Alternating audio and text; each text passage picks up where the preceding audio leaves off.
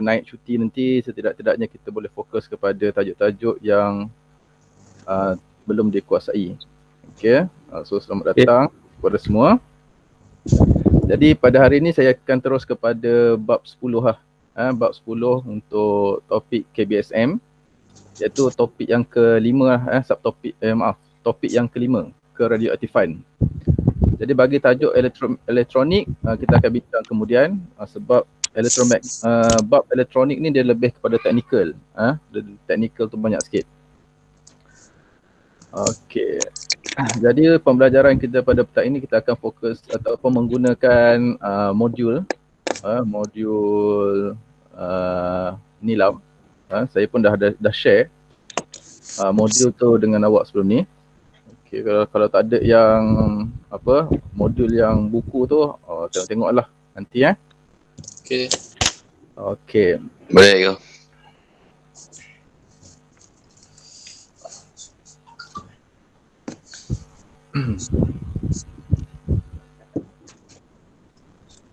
Okey.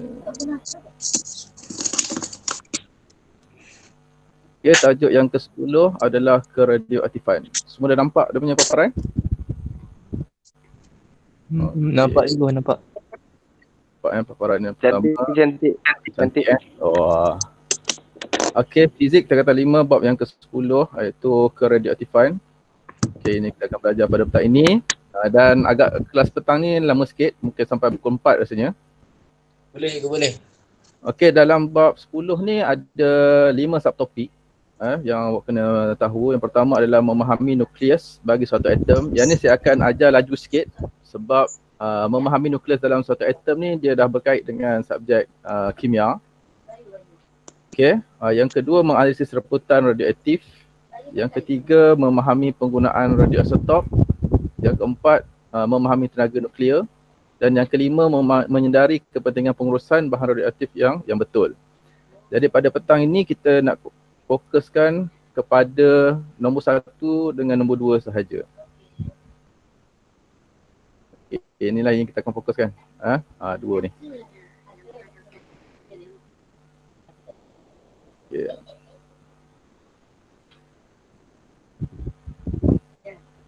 Hang jap. Okay, so itu merangkumi 2 subtopik yang berkaitan dengan tajuk keradioaktifan. Okey, apa yang awak faham tentang bahan radioaktif? Mungkin awak anggap berbahaya. Ya, betul. Awak anggap radioaktif ni berbahaya. Namun begitu, radioaktif ni banyak juga kegunaan-kegunaannya.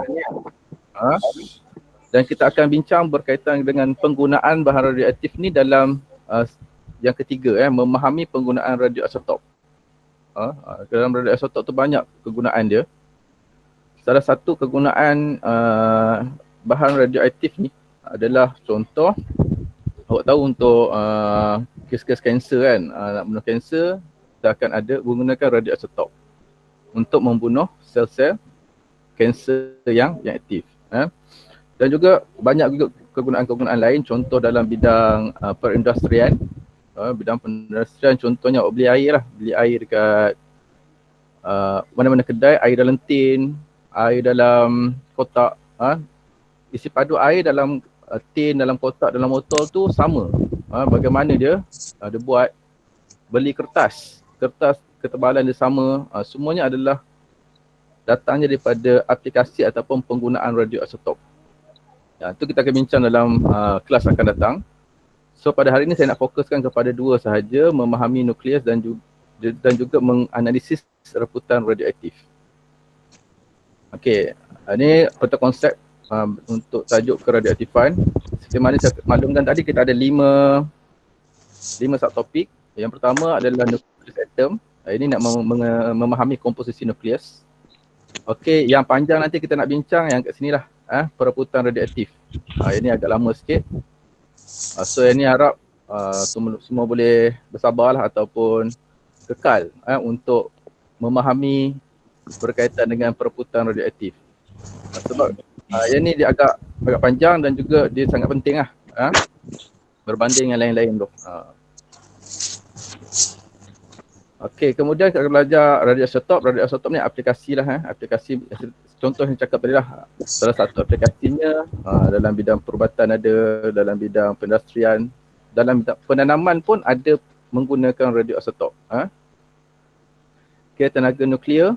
Yang ni kalau dengan tenaga nuklear boleh digunakan untuk menjana tenaga elektrik. Dia berdasarkan kepada dua proses lah. Berdasarkan kepada dua proses. Jadi tenaga nuklear ni bukan hasilkan bom je. Bom tu part yang kecil je lah. Kegunaan dia part yang kecil. Tapi dia lebih besar adalah dari segi penjanaan tenaga. Dan yang last, apabila kita tahu awak cakap tadi radioaktif ni bahan yang berbahaya, maka kita kena tahu ataupun kita kena belajar bagaimana kita nak menguruskan bahan-bahan radioaktif tadi. Kita terpaksa guna dan bagaimana untuk kita mengurangkan risiko dan apakah langkah berjaga-jaga yang perlu kita ambil. Okey, baiklah, kita pergi kepada 10.1 berkaitan dengan nukleus suatu atom. Okey, kandungan nukleus, sebenarnya awak tahu kandungan nukleus ni terdiri daripada jirim yang terdiri daripada zarah-zarah yang sangat kecil. Yang dipanggil sebagai atom. Okay. Setiap atom pula mempunyai teras yang sangat kecil dan padat yang dipanggil sebagai nukleus. Okay. Sebahagian jisim atom terkandung dalam nukleus. Inilah nukleus kan. Ni belajar dalam kimia. Okay. Elektron mengelilingi nukleus dan orbitnya. Ini adalah elektron. Okay. Kalau tengok sejarah semula daripada untuk penemuan radioaktif ni, dia sejarah yang sangat panjang lah, sangat panjang sejarah dia. Okey, terdapat banyak ruang kosong di antara di dalam satu atom. Nukleus, apa pula nukleus? Nukleus ni terdiri daripada proton dan neutron. Dekat dalam ni dia ada proton ada neutron. Okay, proton dengan neutron juga dikenali sebagai nukleon. Belajar dalam kimia ada nukleon number. Nombor nukleon. Nombor nukleon tu dia terdiri daripada proton dan juga neutron. Proton charge positif. Manakala neutron zarah yang tidak bercas. Dan jisimnya sama dengan jisim proton. Manakala atom adalah neutral kerana ia mengandungi bilangan elektron yang bercas negatif dan yang sama dengan proton. Oleh itu charge bersih adalah sifar. Okay, yang ni rasa sama je input masuk dalam apa yang belajar dalam kimia. Okey. Ini struktur atom lah, struktur atom. Ini struktur atom. So yang tengah ni nukleus. Dalam nukleus dia ada proton dan juga ada neutron.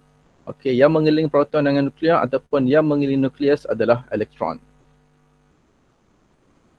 Okey, nombor proton. Apakah nombor proton? Nombor proton ialah bilangan proton dalam nukleus. Di mana bilangan proton adalah sama dengan bilangan elektron. Suatu unsur dikenal pasti sebagai nombor protonnya. Manakala nombor nukleon ialah jumlah bilangan proton dan neutron dalam nukleus. Okey. A adalah merujuk kepada nombor nukleon. Atau berdasarkan nukleid yang belajar, ini X adalah unsur, A adalah nombor. Apakah itu nukleid? Okay, nukleid ialah nukleus suatu atom dengan bilangan proton dan juga neutron tertentu. Okay, ini nukleid. Nukleid. So X ni adalah dia punya unsur ataupun elemen. Manakala A adalah merujuk kepada proton nuclear number, A nuclear number dan Z adalah proton number. Okay. So dari sini akan ada proton 11, neutron 10, manakala elektron kosong, negatif 1. Ini penting ni, kena ingat nanti sebab kita akan gunakan sehingga akhirnya nanti. Okey. So ni elemen ataupun simbol kimia adalah untuk karbon, di mana nombor nukleonnya adalah 12 dan juga nombor protonnya adalah 6. Ini awak lebih expert daripada saya lah ini kan. Okey, isotop. Isotop apa pula? Isotop adalah atom yang nombor proton sama tetapi nombor nukleon yang berbeza. Okey. Isotop dia sama dari segi apa? Sifat kimia dia sama tetapi sifat fizikal berbeza. Ini kena tahulah. Setengah isotop dia wujud secara semula jadi. Isotop juga boleh dihasilkan secara buatan. Okey. Ya. Isotop boleh dihasilkan secara buatan. Tadi awak nampak perkataan radioisotop. Radioisotop tu adalah bahan yang kita hasilkan secara buatan. Macam mana nak buat dia? Ada proses dah. Okey, ni contoh. Okey, ni contoh hidrogen. Hidrogen yang ni asal dia. Hidrogen 1-1. Tapi apabila nombor nukleon yang berbeza, ni 2-1 dah jadi deuterium. Kalau ada 3, tritium. Tapi elemennya merujuk kepada ber-H. Sama juga dengan karbon lah. Karbon 12, karbon 13 dan juga karbon 14.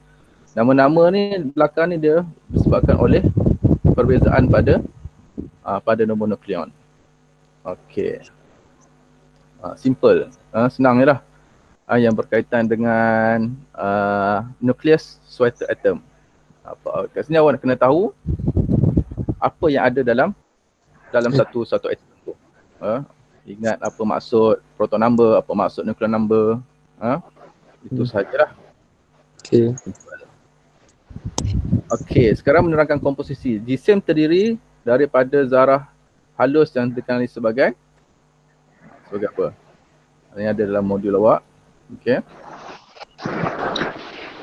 Okay, jisim terdiri daripada zarah halus yang terdiri daripada atom. Okay, setiap atom mempunyai satu teras yang sangat tumpat dan kecil dikenali sebagai nukleus. Okay. Kebanyakan jisim suatu atom tertumpu pada nukleus. Elektron mengorbit mengelilingi nukleus. Seperti mana saya maklumkan tadi lah. Kat tengah ni adalah nukleus. Nukleus terdiri daripada proton dan juga neutron. Okey, proton dan nukleus ni dikelilingi oleh elektron. Elektron yang bercas negatif. Okay, elektron bercas negatif dengan notasi elektronnya adalah E kosong negatif 1. Okay. Nukleus terdiri daripada proton dengan neutron. Proton dan nukleon, proton dan neutron dikenali sebagai nukleon. Okey. Seterusnya, ni term yang awak kena ingat lah. Maksud proton number, nombor nukleon. So yang ni bagi saya awak tak ada masalah. Sebab kimia pun alhamdulillah setakat ni mantap semuanya. Okey, ciri-ciri isotop. Apa ciri isotop? Sifat kimia ada sama tetapi sifat fizikalnya berbeza. Kenapa sifat fizikal berbeza? Kerana jisim yang berbeza. Okey.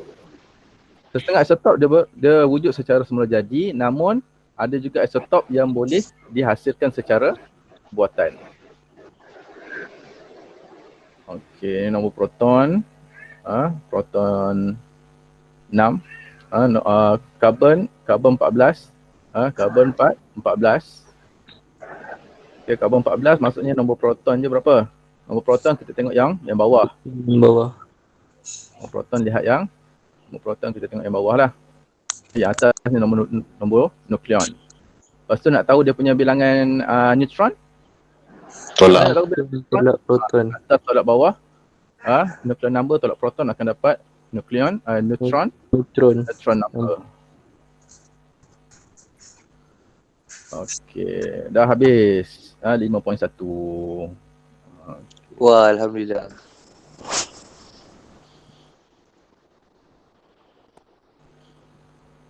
Dan 5.1. Tak ada kan? Tak ada. Ada. Simple kan? 5.1 dia simple je sebab pengenalan. Okey. Kita nak pergi kepada 5.2. 5.2 ni panjang sikit.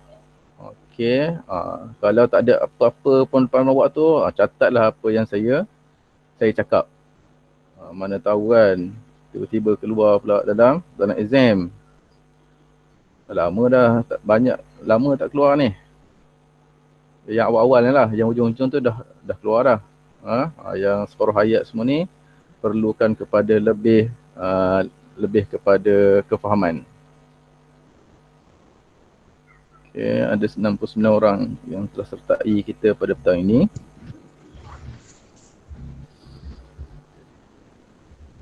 Okey, reputan radioaktif. Okey, reputan radioaktif. Okey, kita belajar berkaitan dengan radioaktif. So kita kena tahu apa maksud radioaktif. Reputan radioaktif dan juga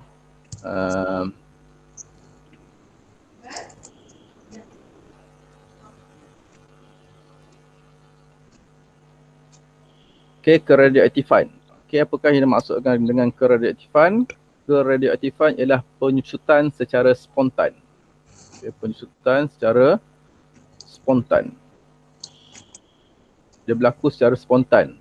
Suatu nukleus yang tidak stabil menjadi nukleus yang lebih stabil dengan memancarkan sinaran radioaktif. Itu maksud keradioaktifan. Ataupun keradioaktifan ni merujuk kepada proses. Proses suatu nukleus yang tidak stabil menjadi nukleus yang lebih stabil dengan memancarkan sinaran radioaktif secara spontan dan juga rawak. Dia banyak tarifan dia. Jadi perkataan-perkataan apa yang kena ada?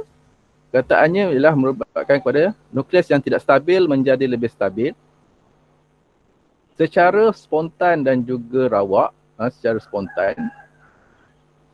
Dan memancarkan sinaran radioaktif. Yang ni kata kunci dia. Berkaitan dengan keradioaktifan. Apa yang dimaksudkan dengan proses yang spontan? Proses spontan ni proses yang tidak dipengaruhi oleh faktor luaran. Dia tidak dipengaruhi oleh suhu, tidak dipengaruhi oleh tekanan, tidak dipengaruhi oleh medan elektrik dan juga medan magnet. Maksudnya spontan lah. Berlaku secara bila-bila boleh berlaku. Suhu rendah ke, suhu tinggi ke, tekanan rendah, tekanan tinggi. Maksudnya dia berlaku secara spontan. Tidak perlu kepada ejen-ejen luaran untuk berlakunya proses tersebut. Sinaran radioaktif. Apa pula sinaran radioaktif? Sinaran radioaktif adalah merujuk kepada zarah bertenaga. Atau foton. Salah satu lah nak sebut. Nak sebut zarah bertenaga boleh, nak sebut foton pun boleh.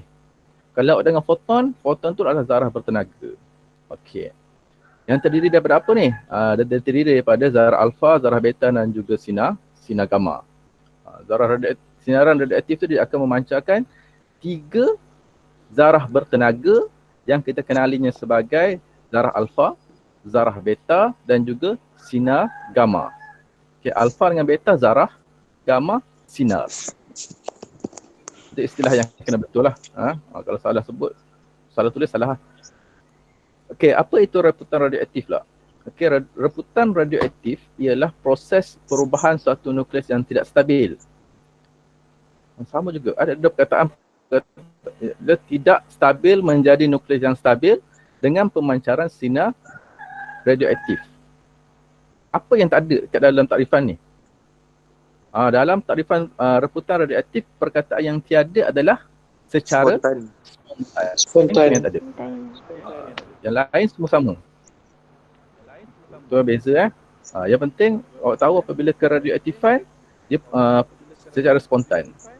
Kalau reputan radioaktif sahaja, dia adalah merujuk kepada perubahan nukleus yang tidak stabil menjadi nukleus yang stabil dengan pemancaran sinaran radioaktif. Sinaran radioaktif apa? Ni. Zarah bertenaga iaitu zarah alfa, zarah beta dan juga sinar gamma. Dan yang separuh hayat. Separuh hayat ni yang kita akan bincang last sekali nanti sebelum habis kelas. Iaitu masa yang diambil.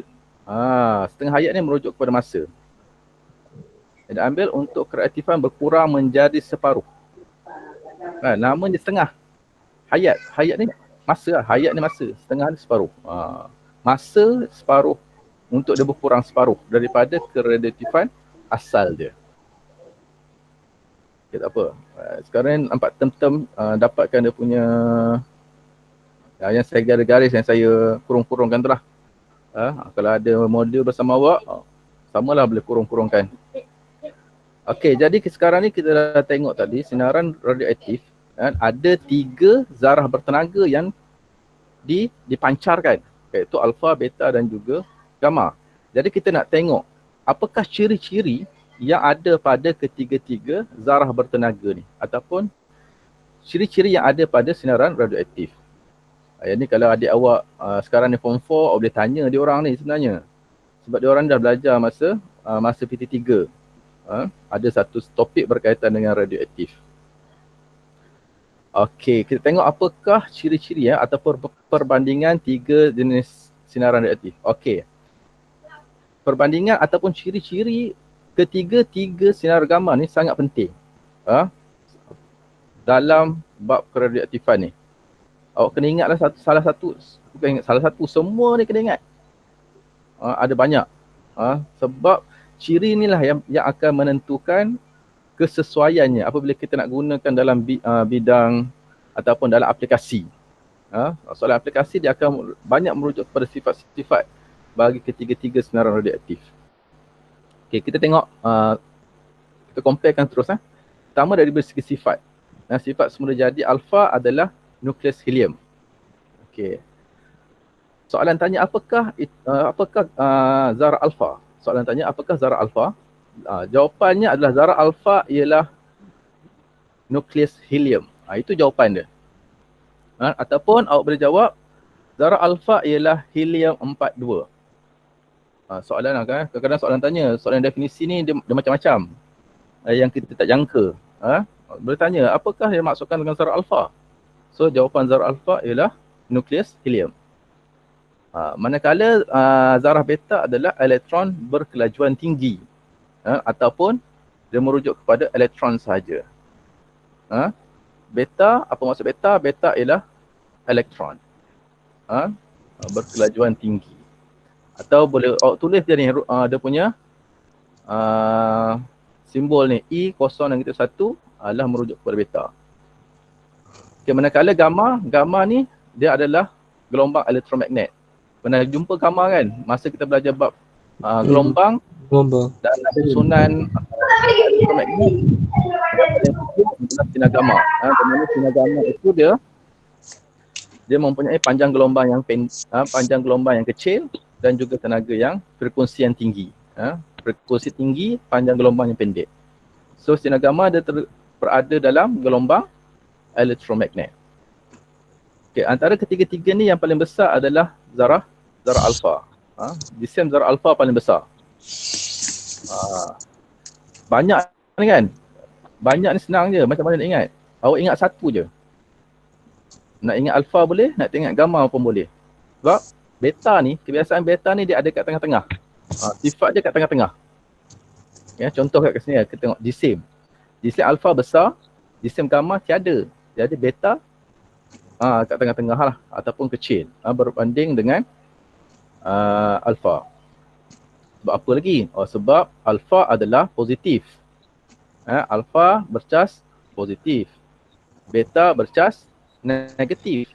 Awak pun dah tahu proton lebih besar jisimnya berbanding dengan elektron. Yang kita belajar sebelum ni lah.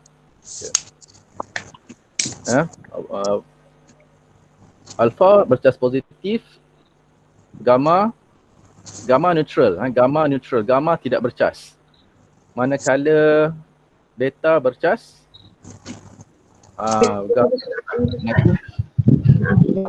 simbol. Alfa simbol dia. Ni simbol alfa. Nampak okey, ataupun kita nak ingat dia akan boleh jadi ikan lah alfa kan. Lukis ni alfa. Nampak? Alfa akan jadi ikan.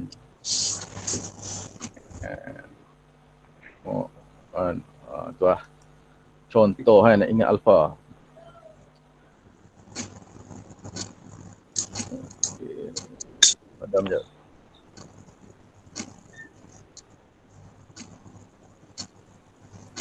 Okey, manakala beta simbol beta ialah macam ni. Ni simbol beta. Ataupun naik atas. Ini beta lah, simbol untuk beta. Okey. Gamma, simbol gamma. Okey, ini simbol gamma. Simbol-simbol ni kena ingat. Okay. Nampak simbol gamma. Split benda ni recorded tau. Kalau record dah basic record dia send nak kantor sangat ni. Okey, nampak jadi rama-rama. Okey. Aku tak boleh masuk apa-apa sana ni, ngantuk ni. Okey, kelajuan ialah ni tak record antara apa yang paling laju asal dah ni. Kalau tak maksud benda ni nak record. Yang paling laju ialah gamma. Gamma yang paling laju. Ini sifat-sifat yang kena tahu. Kelajuan cahaya.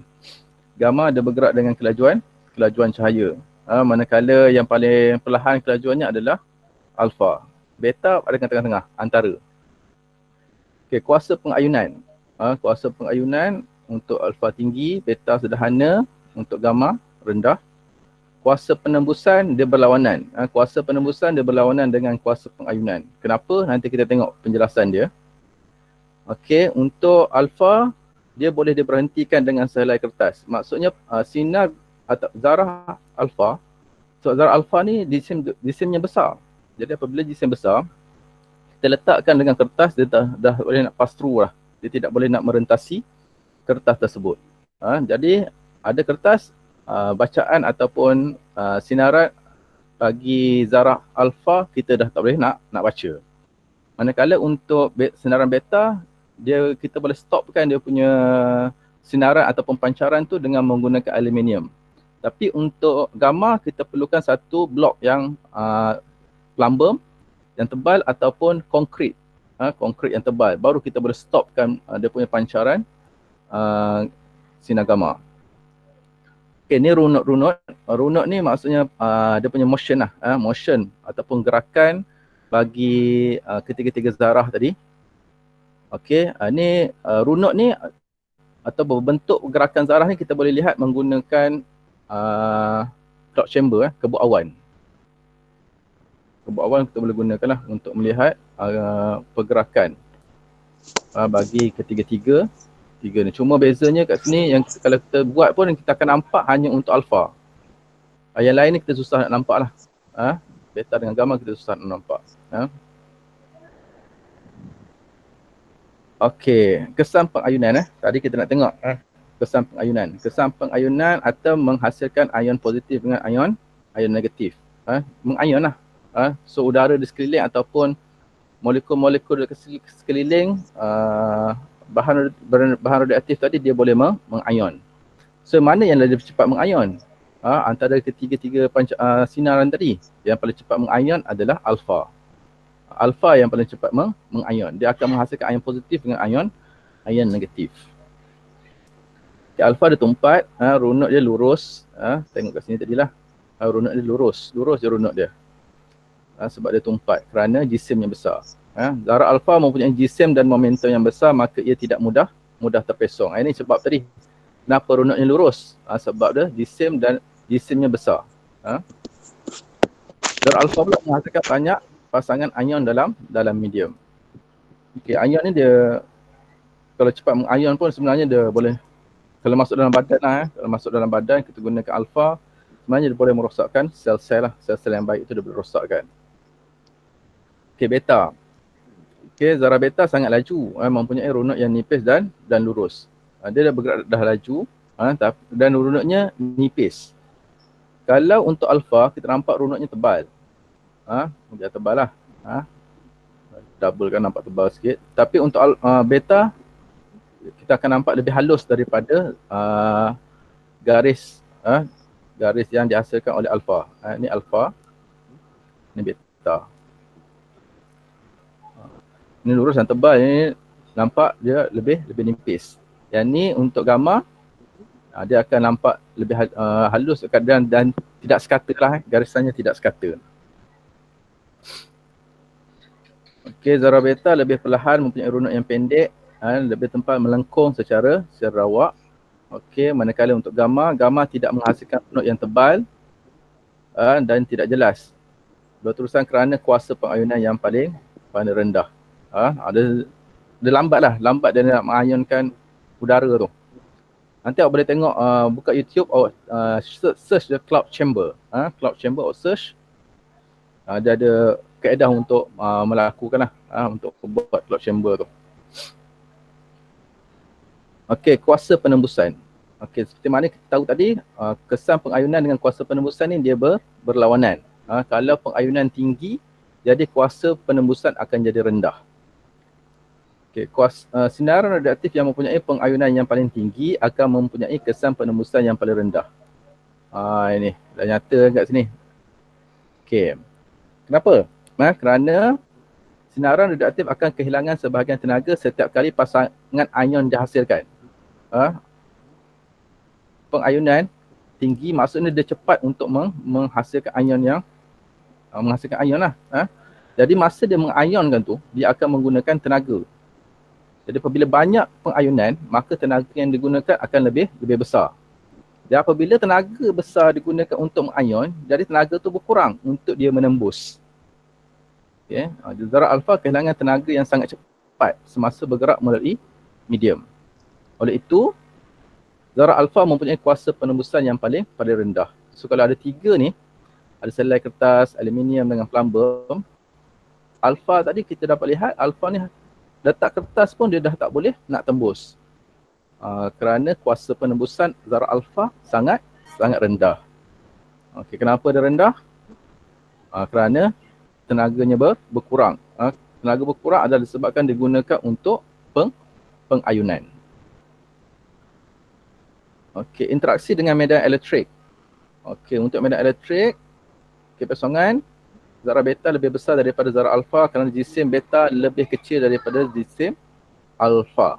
Okey, kalau kita letak kat sini dalam medan elektrik, pertama medan elektrik yang positif akan pergi ke negatif. Itu kena pertama kita tengok. Okey, kat sini atas ni adalah plat negatif. Okey, yang akan terpesong ke plat negatif adalah alfa kerana alfa bercas positif. Okey, beta pula bercas negatif. Dia akan terpesong ke plat positif. Yang ni apa yang sama yang kita belajar dalam bab elektrik. Cuma kita nak kenal pasti kat sini. Mana yang lebih cepat terpesong? Kan berbeza ni kan. Beta dia terus terpesong. Manakala alfa dia lambat nak pesong. Yang ni akan membezakan. Okey, kalau ada lukisan pun yang ni akan dilihat. Okey. Jadi kita akan tengok alfa dia lambat terpesong berbanding dengan zarah beta. Kenapa? Kerana zarah alfa jisimnya lebih besar. Kan?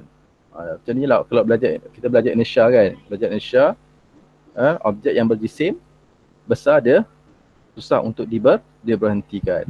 Okey, sama lah juga kat sini. Alfa jisimnya besar berbanding dengan zarah beta. Jadi dia susah untuk dipesongkan. Kenapa pula sinar gamma tidak terpesong?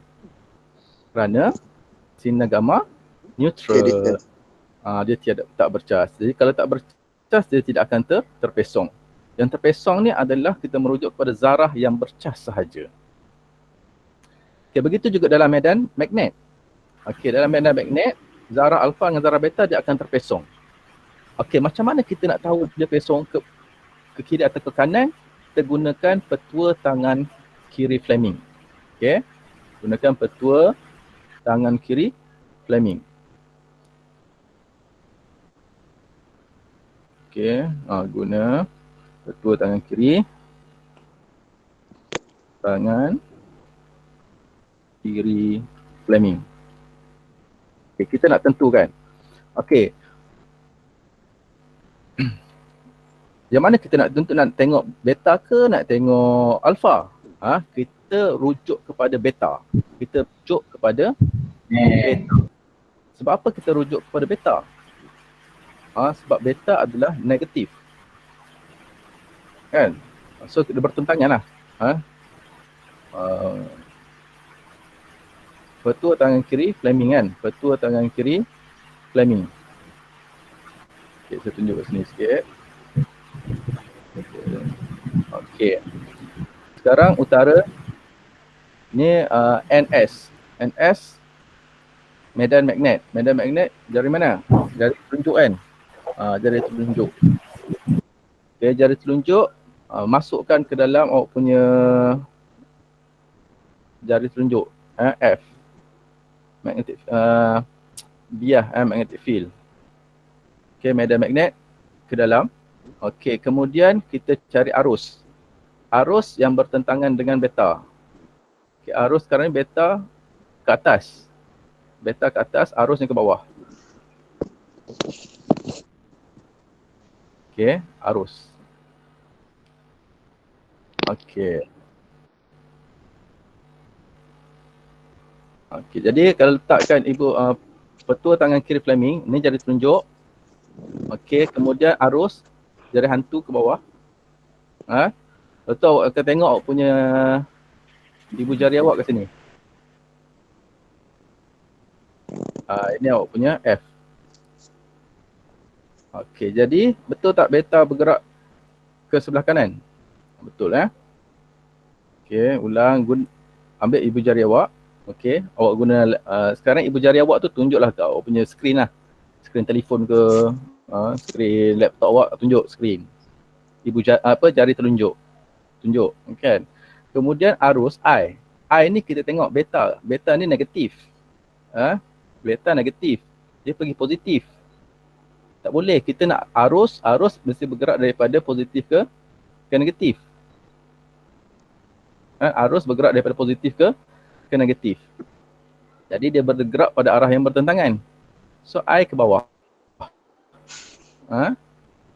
Okay. Kemudian buka pula ibu jari. So ibu jari awak akan menunjuk kepada ke kanan.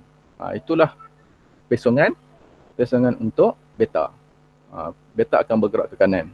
So tengok beta dengan alfa pula. Kenapa beta ni kat bawah, alfa kat atas? Sebab beta ni dia jisimnya rendah, dia mudah untuk terpesong berbanding dengan alfa.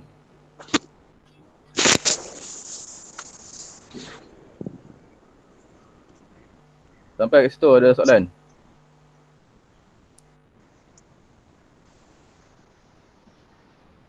Soalan? Tak ada? Sati.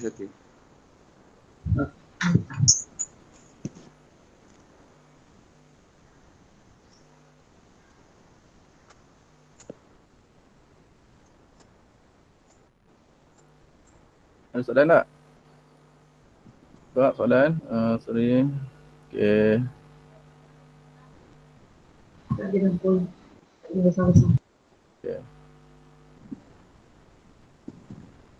Okay, ni seterusnya kita masuk kepada alat-alat pengesan radioaktif.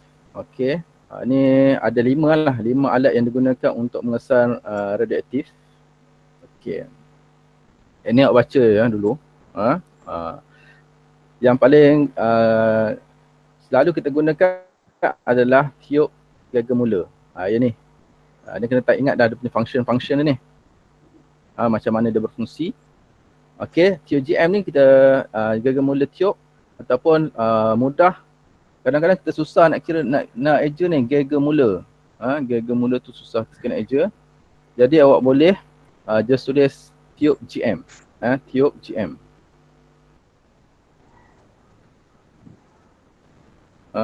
Tiup GM tiup GM.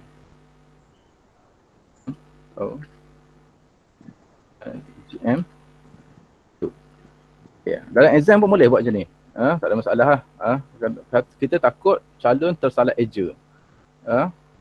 Gaga mula dari jingga ke apa kita takut, jadi untuk selamat boleh gunakan tiup GM ataupun GM tube. Okay. Jadi digunakan secara meluas kerana tiup gaga mula ni dia boleh detect ketiga-tiga sinaran radioaktif. Okay. Kalau yang atas ni nombor 1 ni dia hanya boleh detect untuk alfa sahaja. Boleh detect alfa tapi tak dapat nak menunjukkan bacaan. Nombor 1 ni. Nombor 2 dia boleh detect tiga-tiga tapi dia hanya tunjukkan dari segi runut. Tak ada pula bacaannya berapa, bacaan tinggi ke rendah kita tak tahu. Kebawahan ni. Okey, nombor yang keempat, pembilang bunga api. Pembilang bunga api ni hanya boleh detect zarah alfa je. Yang lain tak boleh detect. Okey. Sebab itu apa yang penting kita perlukan kepada GM tube. Tube GM ni dia boleh detect semua, dan apabila kita sambungkan dengan kadar meter, dia boleh menunjukkan bacaan radioaktif itu tinggi ataupun rendah. Itu je beza dan keistimewaan dia. Okey, itu alat-alat yang digunakan. Okey. Ini rencana fotografik lah. Andai kata satu hari nanti awak akan jadi ahli yang bekerja dalam bidang fotografi, bidang nuklear ni. Apabila awak masuk ke kawasan yang ada bahan radioaktif, awak perlu pakai rencana fotografik. Ini keluar, kita akan tengoklah pada filem tersebut macam mana kadar bacaannya. Bahagian filem yang terdedah kepada sinaran radioaktif akan menjadi warna hitam.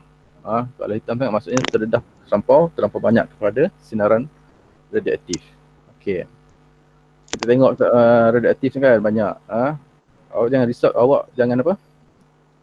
Jangan takut sebenarnya, jangan takut. Bila sebenarnya dalam kehidupan keseharian kita sebenarnya kita terdedah kepada bahan radioaktif. Terdedah kepada bahan radioaktif. Okey, kat mana bahan radioaktif tu? Yang ni. Bahan bacaan ini tanpa sumber radioaktif, meter kadar menunjukkan bacaan. Okey, bacaan itu dikenali sebagai bacaan latar belakang. Daripada mana datangnya bacaan latar belakang ni? Datangnya daripada sinar kosmik. Sinar kosmik ni adalah merujuk kepada apa maksud sinar kosmik? Sinar yang disebabkan oleh matahari. Batu bata, bumi, bangunan dan sebagainya. Maksudnya apa? Awak duduk kat rumah awak diperbuat daripada apa? Batu bata. Ada Batu bata. sinaran. Adalah tu hasilnya juga sinaran radioaktif. Okey, duduk kat luar ada matahari, sinar kosmik. Cuma benda-benda yang ni, sinar kosmik batu bata ni dia hanya memancarkan sinar radioaktif pada kadar yang sangat kecil. Kalau sini banyak, kita takut kan sebab ni semua ada dalam kehidupan seharian kita. Ada tanah, batu, semua tu akan memancarkan sinaran radioaktif. Cikgu. Ya. Runut tu apa? Runut tu garis. Garis-garis yang menunjukkan, ni garis-garis yang menunjukkan gerakan zarah. Nampak sini? Garis ni kan?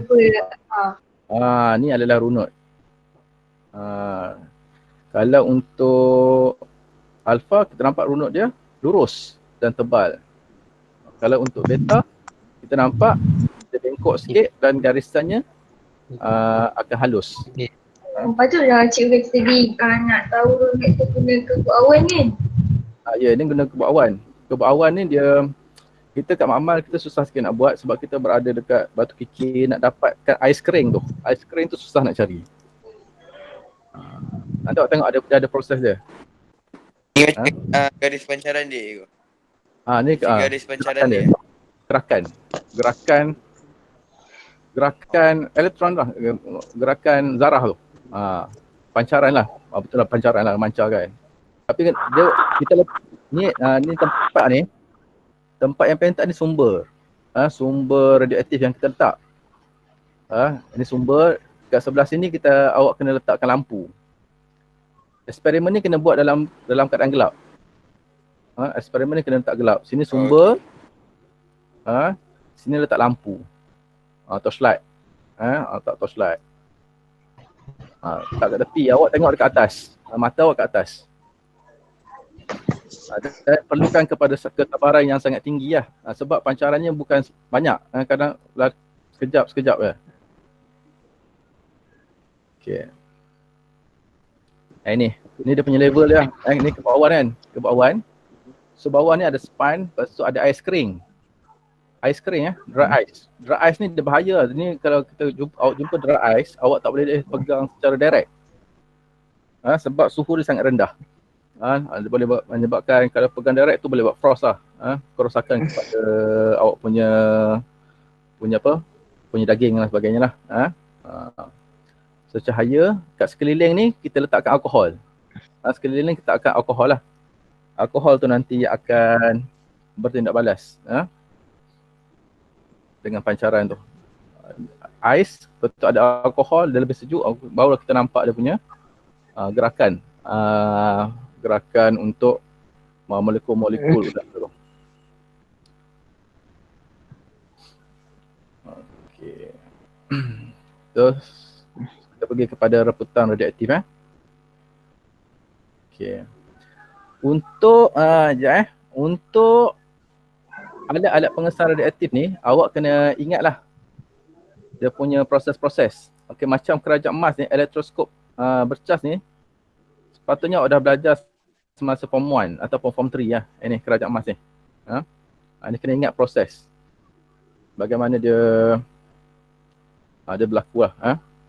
So ni banyak dalam YouTube pembilang mengapi dan juga crowd chamber ni banyak dalam YouTube. Boleh cari nanti. Okey, kita pergi pada reputan radioaktif. Okey, reputan radioaktif ni apa tadi? Reputan radioaktif ialah kembali kepada takrifan tadi. Reputan radioaktif. Reputan radioaktif ialah nukleus yang tidak stabil menjadi nukleus yang stabil dengan memancarkan sinaran radioaktif. So sinaran radioaktif itu terdiri daripada alfa, beta dan juga gamma. Okey, untuk alfa kita gantikan dengan helium 42. Helium 42. Okey. Ini perhatikan betul-betul perhatikan betul-betul. Okey, yang ini adalah radioaktif asal ataupun bahan radioaktif yang tidak stabil. X ni bahan radioaktif yang tidak stabil. Okey, dia nak menghasilkan Y. Y ni kita anggap dia dah jadi stabil. Okay. Nak jadi stabil, dia kena pancarkan alfa. Okay, pancarkan alfa helium ni 42 kan. Jadi kat sini nuclear number untuk Y akan berkurang sebanyak 4. Manakala proton number untuk Y juga akan berkurang sebanyak 2. Daripada yang asal. Okay. Nukleus anak mempunyai 2 proton dan juga 2 neutron kurang daripada nukleus induk. Okay, nombor proton berkurang sebanyak 2 dan juga nombor nukleon berkurang sebanyak 4. Ini untuk alfa. Okey, rumus ni ingat. Okey, penting ni. Okey.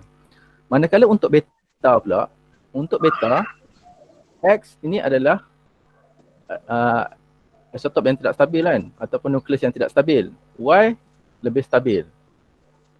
Yang tidak stabil nak pergi stabil, dia akan pancarkan sinaran radioaktif. Yang ni yang dikenali sebagai beta. Jadi apabila kalau dia pancarkan beta, nombor nukleon tak berubah. Nombor nukleon dia sama. Nombor nukleon dia sama. Tapi nombor protonnya bertambah. Nombor proton bertambah 1. Okay, satu neutron bertukar menjadi 1 proton baru dan juga 1 elektron baru sewaktu reputan beta. Okay, proton baru kekal dalam nukleus, manakala elektron baru dipancarkan sebagai sinar beta. Nukleus kehilangan 1 neutron tetapi mendapat satu proton. Proton lah tambah kat situ. Nombor proton bertambah sebanyak 1, nombor nukleon tidak berubah. Okey. Sinar gamma pula, kalau ada pancarkan gamma,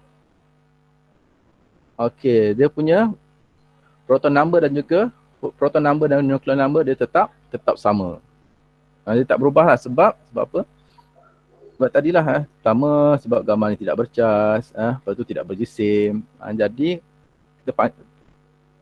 zarah penaga tetap dihasilkan tapi dia tidak mengubah pada proton number dan juga nukleon number. Okey, baiklah.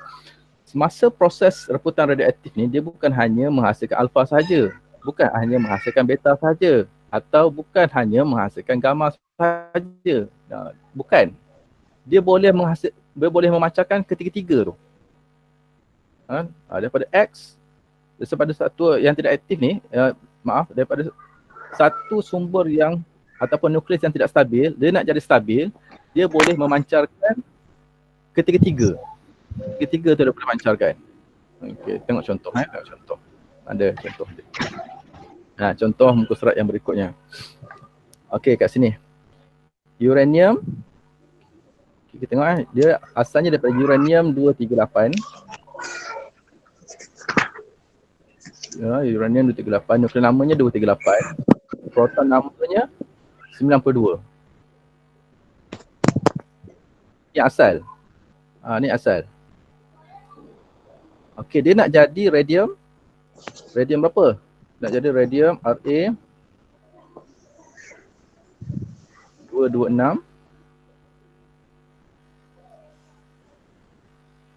Okey, proton namanya berapa? 88.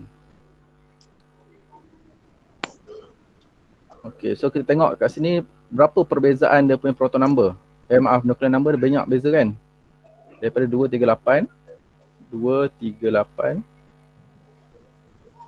tolak dengan 226.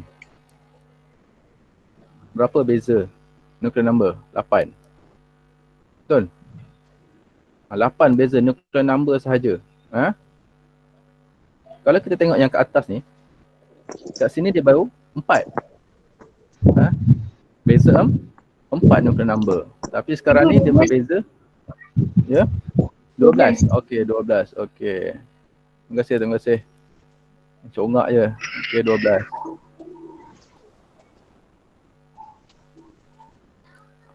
Okey, 12. Nuclear number dia beza 12. Okey, kalau kita tengok kepada alpha sahaja Okey, tengok sini dia berkurang U pergi dekat PA ni. U pergi PA. Asal 23892, dia berkurang menjadi 23490. Okay, itu yang pertama. Ini. Okey, 23892 pergi kepada 23490 thorium. Okey, semasa jadi thorium dia hanya membebaskan satu alpha. Okey, tapi masa keadaan ni dia belum stabil. Masih tidak stabil dan akan terus mereput. Masa dia nak reput untuk yang kali kedua, dia pancarkan beta. Sebab apa dia pancarkan beta? Tengok kat sini. Cara nak baca Cara nak baca mula turun. So dia akan berkurang kat mana? Berkurang pada proton number dan juga berkurang pada proton number. Berkurang pada neutron number, nuclear number dan juga berkurang pada proton number. Baca graf. Okay, kemudian step kedua, dia pergi kat sini. Dekat sini, dekat PA ni, okey, proton number, nuclear number berubah tak ingat ni? Proton number tak berubah. Tapi nuclear number dia sama.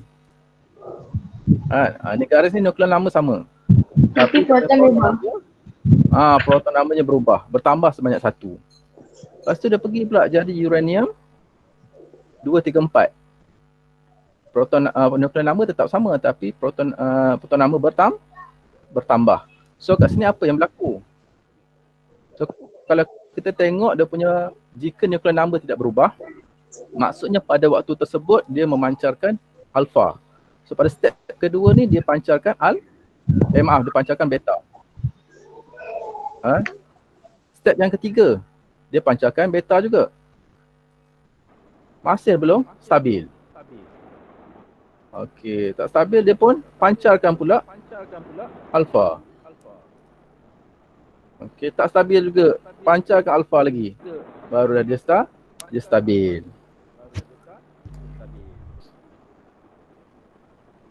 So maksudnya radium 22688 ni radium yang paling isotop yang paling stabil lah.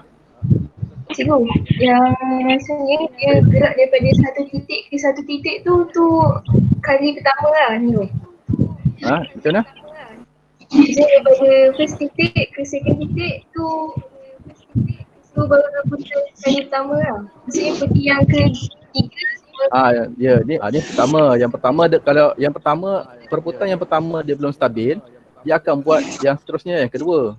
Yang kedua tak stabil lagi, dia akan pancarkan yang ketiga. Ketiga pun tak stabil, dia akan berlaku sehingga stabil. Cikgu, macam mana nak tahu dia dah stabil ke tak? Nak tahu dia dah stabil ke tak, maksudnya dia dah tak pancarkan sebarang pancaran radioaktif lah. Itu masuk dah stabil. Dia tak memancarkan zarah alfa, zarah beta dan sinar gamma, itu maksudnya dah mencapai yang stabil lah. Tapi tak apa, pada peringkat SPM ni dia nanti dia akan mention kan nak daripada uranium berapa sampai berapa. Yang tu je kita akan cuba lah, kita akan buat dalam exam.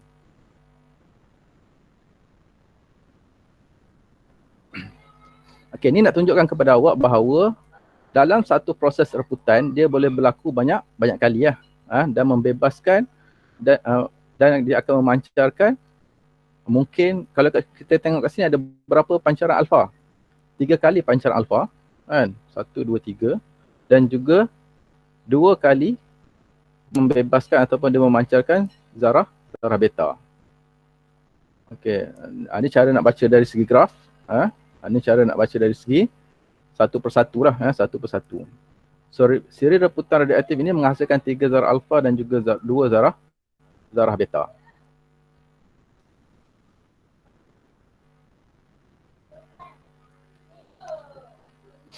Okey, ini huraian yang tadilah, huraian siri reputan radioaktif. Ada kalanya nukleik anak yang terhasil daripada reputan radioaktif masih tidak stabil. Nukleik anak tersebut akan terus mereput melalui beberapa siri reputan sehingga menghasilkan nukleik anak yang lebih stabil ataupun yang paling stabil. Dalam setiap proses reputan mungkin menghasilkan zarah alfa, zarah beta dan juga zarah sinar gamma. Okey. Kenapa kat sini kita tak bincang pasal gamma? Sebab apa? Sebab gamma dia tidak mengubah apa-apa nilai pada nuclear number dan juga proton number. Tapi pada hakikatnya, kalau kita nak tulis kat sini, 2, 3 uranium masukkan thorium, lepas tu ada helium, lepas tu kita saja nak tulis dengan gamma. Tak ada masalah. Sebab gamma pun adalah tenaga. Tenaga. Kita nak tulis boleh, kita tak nak tulis pun tak apa. Gamma ni. Sebab dia tidak mengubah apa-apa bacaan ataupun nilai pada nuclear number. Okey. Kalau dalam kimia, kalau awak belajar kimia, awak nak imbangkan dari segi buat keseimbangan kimia kan. Okey, dalam bab ataupun radioaktif ni, awak kena seimbangkan dia punya nombor. Nuclear number ni awak kena seimbangkan, jumlah dia mesti sama. Okey, yang ni ni induk. Induk. Lepas tu yang sebelah sini anak. So hasil tambah nuclear number untuk setiap anak ni mesti sama dengan bacaan nuclear number untuk induk. Begitu juga dengan proton number.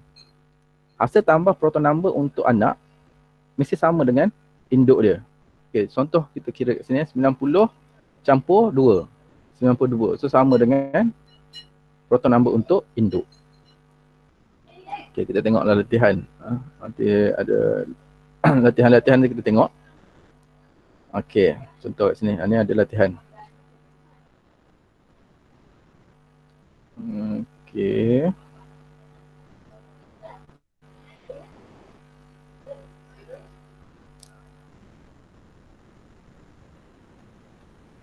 Okey, ini siri reputan tadi. Berikut ialah satu siri reputan daripada uranium 238, 32. Dia akan menghasilkan thorium 234. Ini belum stabil. Kemudian dia hasilkan PA 234. Ini sama lah tadi. Kalau kita buat tadi sampai dia jadi radium. Tapi ini dia terus mereput sehingga jadi PB. 20682. Okey, contoh kat sini . Okey, uranium 238 mereput menjadi thorium dengan memancarkan zarah alfa. Nombor atom nukleon dan juga nombor thorium tulis bersama. Nyatakan nombor nukleon dan juga nombor proton thorium. Tulis persamaan untuk rebutan ini. Okey, dia pancarkan apa? Pancarkan zarah alfa. Jadi kita tulis yang ni mula-mula. Dari sini kita tahu dia menghasilkan zarah alfa. Yang ni yang kita tahu. Jadi berapakah bacaan nukleon? Nombor nukleon ni berapa yang kita nak cari? So kita tolakkan 2, 3, 8, tolak dengan 4, baru kita akan dapat nombor nukleon. Okay. Sebenarnya daripada ni sebenarnya daripada PowerPoint ni. PowerPoint ada gerak-gerak. Ni saya dah tukar kepada PDF, dia terus nampak jawapan. Okey. Uranium 90. Kita tahu zarah alfa akan menyebabkan pengurangan 2 proton number kan. So tambah 92 tolak dengan 2 dapat 90. Okey, itu proton number. Ini pula, ini contoh. 210 dia membebaskan, ni yang saya petakan adalah induk. Yang saya tak petakan adalah anak. Okay, dekat induk ada nukleon namanya 210. So kita kira kan. Dekat anak ni berapa? Okey. Dekat beta nukleon number dia kosong. Jadi kat sini akan jadi 210 sebab kita nak samakan dengan induk. Okey, dekat induk proton number 82. Dekat sini kita dah ada negatif 1. Macam mana negatif 1 nak hasilkan 82? Kita kena letak sini 83. So jadi seimbang lah, 83 tolak 1 dapat 82.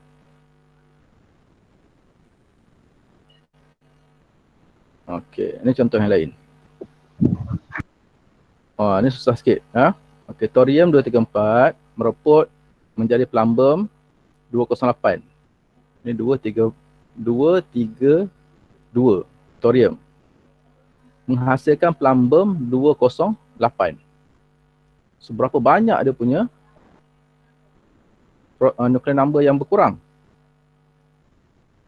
So kita gunakan rumus ni lah. Okey, yang ni kita kira untuk nukleon number. Kita nak tahu sekarang ni berapa banyak alfa yang dihasilkan dan juga berapa banyak beta yang dipancarkan. So sekarang ni kalau ada dua ni, alfa dengan beta, kita selesaikan yang alfa dulu. Selesaikan yang alfa dahulu. Nak selesaikan alfa dahulu, kita selesaikan yang nombor nukleon. Sebab nombor nukleon ni hanya ada pada alfa.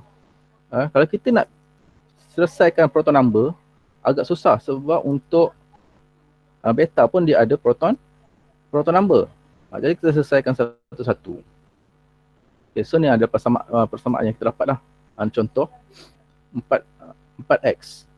X ni adalah merujuk kepada bilangan ni. X tu bukan nukleon. 4 ni nukleon. 4 ni nombor nukleon. X ni adalah merujuk kepada bilangan alfa yang dibebaskan. Nampak 4 ni nukleon number untuk helium kan. X ni adalah nilai yang saya letak nombor 6 kat depan ni. Okey tak? Okey, darab dengan kosong. Kosong ni sebab apa? Kosong ni dia punya nukleon number dia. Y ni bilangan. Jadi kosong darab dengan Y dapat kosong kan. So selesaikan. So X adalah sama dengan 6. Okey, betul tak? 232 tolak dengan 208, awak akan dapat 24. Betul? 232 tolak 208 dapat 24. Betul tak? Betul. So 4 darab 6. 4 darab 6 dapat 24 kan? So kat sini ada 24. So sekarang proton number yang kita dah tahu berapa? 82. 82 campur dengan 6 kali 2. 82. Okey, campur dengan X kat sini berapa nilai dia? 6. 2 ni 2. Darab dengan X. X ni 6. X kita dah dapat dah X. Nilai X. Okay. So kita nak cari Y. So ganti-gantikan Y kita dapat 4. Okey. Sekarang ni kalau tak percaya kita buat satu-satu kan. Kita tengok sama tak? Sama tak 90? 82. Campur dengan 12. Tolakkan dengan 4. Dapat tak 90? Sama dengan 90. Macam tu lah kaedah dia. Kaedah.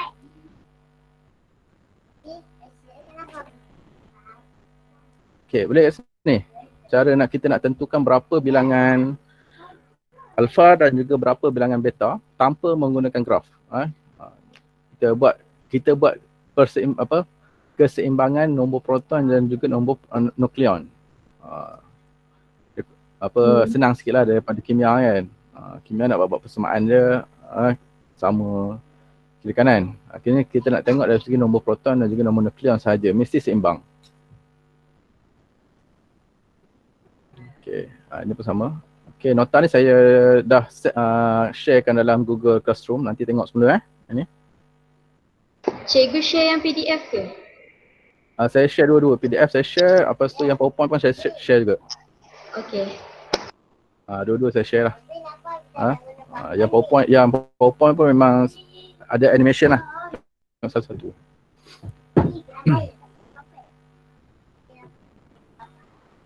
Okey, itu perkara yang penting perkara yang penting dalam siri reputan radioaktif. Dari segi calculation yang mudah lah. So sampai yang kat sini kita tidak memerlukan calculator sangat lah. Okey. Selepas ni baru kita guna calculator sikit. Okey, untuk tajuk separuh hayat. Okay, sebelum kita masuk kepada setengah hayat, ada soalan? Sebelum masuk setengah hayat, ada soalan tak?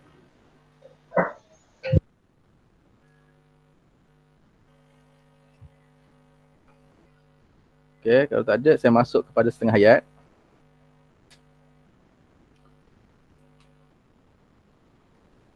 Tengok sikit apa komen-komen kau awak.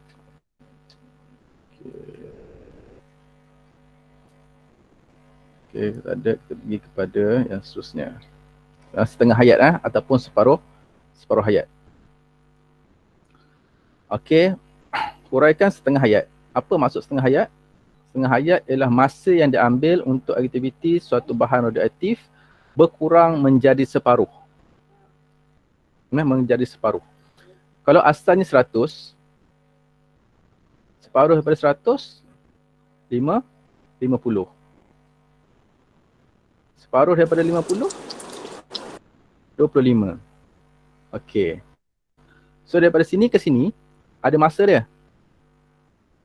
Masa tu kita panggilnya sebagai separuh hayat. Masa daripada 100 nak jadi 50 sama dengan masa daripada 50 nak jadi 25. Okey, saya ulang. Masa daripada 100 nak jadi 50 sama masanya daripada 50 nak jadi 25. Walaupun kita nampak di sini sikit, nak jadi sikit, kenapa? Sama masa. Sebab kita nak merujuk kepada sifat ataupun bahan radioaktif tu. Bahan radioaktif tu dia nak berkurang separuh, masa dia sama. Tak kisahlah bilangan dia banyak ataupun sedikit, masanya tetap sama. Okay. So masa yang dia ambil untuk aktiviti suatu bahan radioaktif berkurang sebanyak separuh daripada nilai asalnya. Okey, ini takrifan. Mesti kena semua ada lah ni untuk takrifan. Okay, kita tengok kat sini. Okey, ni graf yang pertama. Okey, kedua-dua graf ni dia akan berkurang lah. Okey, dia akan berkurang secara menurun macam ni, dan dia tidak akan menyentuh paksi, X. Kalau awak diminta untuk melukis graf reputan untuk separuh hayat, awak kena lukis pastikan dia tidak menyentuh paksi X. Jangan sentuh paksi X. Kalau tersentuh paksi X, awak akan salah graf awak. Cuba awak tekan kalkulator lah. Awak tekan kalkulator 100 bahagi 2, dapat tak sifar? Tidak akan dapat sifar. Nilainya akan jadi 0.0000, ada nilai kat belakang. Sebab tu dia tidak akan memotong paksi X. Okey, ni nilai yang asal, dia jadi separuh. Okey. Separuh. Okay, contoh kat sini, ni separuh kan, 256 dia jadi separuh. Nampak banyak kan perubahan dia kan. Besar lah range dia. Tapi daripada 128, separuh daripada 128 ialah 64. Kalau ada graf, jarak kat sini menjadi kecil. Tetapi untuk masanya tetap sama. 3, 6, 9. Okay, sebab tu saya cakap tadi, masa untuk dia berkurang sama. Walaupun nilainya semakin kecil. Okey, 256 menjadi 2128. Masa 3 jam. Daripada 128 nak jadi 64 pun masa 3 jam juga kan. Masa yang ke-6 6 jam tolak 3 jam tetap juga dapat 3 jam. Daripada 64 gram nak jadi 32 gram sama juga 3 jam. Jadi setengah hayat adalah sama bagi suatu bahan radioaktif yang sama. Okey, bahan yang sama, okay, bahan radioaktifnya akan jadi sama. Okey. Ini penting ini saya dah maklumkan tadi, kalau nak lukis mesti jangan memotong paksi X. Okey.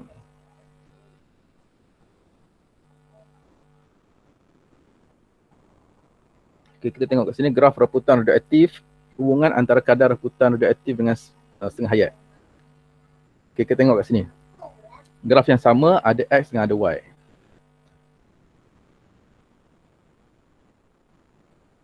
So kita nak tengok mana yang cepat mereput. Okay. Untuk kita tengok X X nak jadi separuh. X nak jadi separuh X nak jadi separuh, jadi separuh. Berapa masa dia? T setengah dia lebih lama daripada T setengah untuk Y. Ini untuk X. Y kat sini. So mana yang lebih cepat mereput? Yang lebih cepat mereput adalah Y. Jadi sebab kadar pereputannya tinggi. Nilainya kecil. Kalau masa dia nak mereput tu lama, maksudnya kadar pereputannya rendah. Sebab dia lambat untuk mereput. Lambat dia untuk berkurang. Okay, kecerunan graf mewakili kadar reputan radioaktif. Keradioaktifan berkurang secara eksponen dengan masa. Terdapat setengah hayat tertentu, keradioaktifan tidak akan menjadi sifar. Sini saya nak maklumkan. Keradioaktifan tidak akan menjadi sifar tetapi menghampiri sifar selepas suatu jangka masa yang panjang. Daripada garis graf tidak akan menyentuh, di mana garis graf tidak akan menyentuh paksi masa. Paksi masa ni dekat mana? Dekat paksi X. Okay, ada soalan? Tak ada kan? Ni okey kan? Okey, kita tengok contoh. Okey, contoh. Okey, atom-atom radioaktif dalam suatu bahan mereput menjadi atom-atom yang stabil. Didapati bahawa selepas 288 saat, 6.25% atom-atom belum mereput. Jadi apakah separuh hayat bahan itu? Okey, kalau dia bagi dalam bentuk peratus, awak gunakan bermula daripada 100%. Okey, 6.25% ni yang belum mereput. Okey, asalnya berapa? Asalnya 100%. So daripada 100% kurangkan separuh. Bahagi 2. 100 bahagi 2 dapat 50. 50 bahagi 2 dapat 25. 25 bahagi 2 dapat 12.5. 12.5 bahagi 2 dapat 6.25. Okey, so berapa kali dia mengalami pereputan? 1, 2, 3, 4 kali pereputan. Maksudnya ada 4 kali lah. 4 separuh hayat. 4 separuh hayat adalah bersamaan dengan 288 saat. So 288 saat ni mewakili 4 kali dia berlaku proses pereputan tu. Ataupun dia proses separuh hayat tu 4 kali. So berapa masa untuk satu kali ni? Bahagikan dengan 4 dapat 72 saat. Okey. Ini kalau dia bagi dalam bentuk peratus. Okay. Kalau dia bagi dalam bentuk pecahan pula, macam mana nak buat? Okay. Yang ni dia bagi dalam bentuk peratus. Okey, yang ni kita kira berdasarkan kepada gram pula. The half-life of iodine 131 is 8 days. A radioactive samples contain 64 gram of iodine 131. Determine the mass of iodine that has decayed. Dia so kira berapa yang dah reput and has not decayed. Dia nak dua. Satu yang dah reput, satu lagi yang belum reput. Asalnya 64, dia nak 24 jam kan. Dia dah bagi sini 24 jam, nak 24 hari. Iodine tu dia akan setiap 8 hari dia akan berkurang sebanyak separuh. So kalau sampai 24 hari berapa kali dia berkurang sebanyak separuh? Kita kira lah separuh hayat sama dengan 8 hari. So kalau 24 hari berapa kali dia berlaku separuh hayat? Dia akan berlaku sebanyak 3 kali. Jadi susun semula bermula dengan 64 lah. Sebab cakap radioactive sample contains 64 gram. So mulakan dengan 64 gram. 64 kali pertama bahagi 2 dapat 32. Bahagi lagi sekali. Bahagi 2 dapat 16. Bahagi lagi dapat 8. Sebab 3 kali kan. 3 kali. So dapat 8 gram. 8 gram ni yang belum, it's not decay yet. Yang belum mereput. Yang dah reput, kita tolak yang asal, tolak yang tinggal. So 64 gram ni dah yang sudah reput. Yang dah habis lah. Yang dah hilang. Okey. Yang ni dia bagi dalam bentuk gram. Yang ni dia bagi dalam bentuk pecahan. Satu sampel plumbum berjisim 96 gram. Mempunyai separuh hayat 36.1 minit. So apakah pecahan sampel itu sebelum itu belum mereput selepas 108.3 minit. So tahu juga masa untuk suatu separuh hayat adalah 36.1 minit. Jadi kalau dah capai 108.3 minit ni, berapa kali dia mengalami perebutan ataupun mengalami separuh hayat? So 108 bahagi dengan 36.1 akan dapat 3 kali lah. Ni 3 kali separuh hayat. So dia minta dalam bentuk pecahan. So bila bentuk pecahan awak gunakan formula ni lah. 1 per dengan 2 kuasa N. Dia rumusnya adalah 1 per 2 kuasa N. N ni adalah bilangan berapa kali dia mengalami separuh hayat. Okey. Bilangan separuh hayat. N ni bilangan separuh hayat.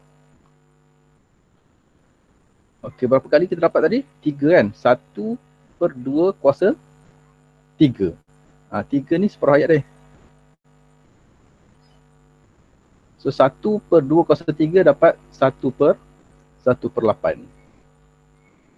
Ataupun awak boleh buat macam ni. Kalau ingat 1 sama dengan, kemudian akan dapat 1 per 2. Kemudian dia akan dapat 1 per 4. Kemudian dia akan dapat 1 per 8. Kenapa sini 1? Sebab 2 kuasa kosong sama dengan 1. 1 bagi 1 dapat 1. Kemudian tanya apakah jisim produk yang telah reput selepas tempok itu? Ini adalah 7 per 8 darab dengan ini yang sebab dia minta yang telah reput. Yang belum reput 1 per 8. Yang dah reput 7 per 8 lah. 7 per 8. So yang dah reput adalah 84 gram. Okey. Okey, ada soalan? So habis lah tajuk berkaitan dengan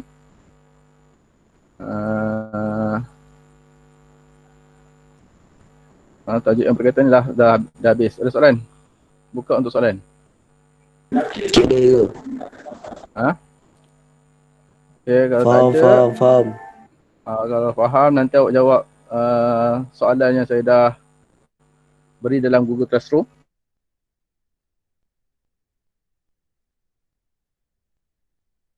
Boleh ke?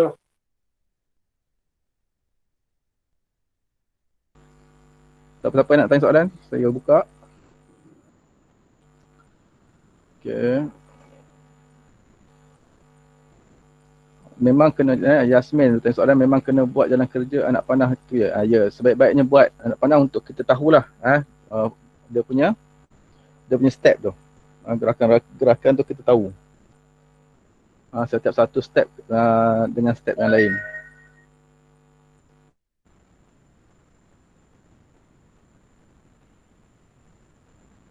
Okey.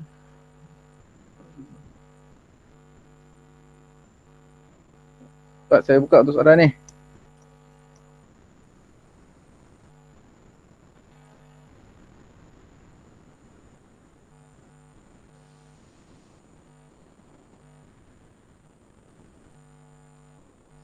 Okey. Yang ni tak ada. Okey, kalau tak ada. Cikgu. Kalau tak ada. Ya. Cikgu. Tadi kan formula tu kan Formula satu untuk yang pecahan tu. okey. Kan 1/2 N N tu merujuk kepada N tu merujuk kepada bilangan berapa kali dia mengalami separuh hayat. oh okey. Cikgu. Okey. Kalau yang awal dia tak berlaku kan.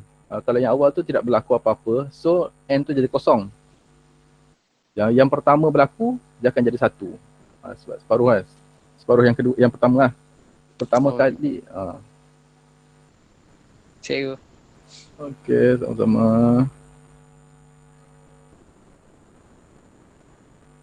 Okey. Ali tak ada.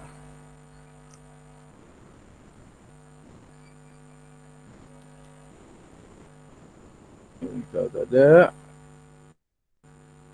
kita boleh stop recording.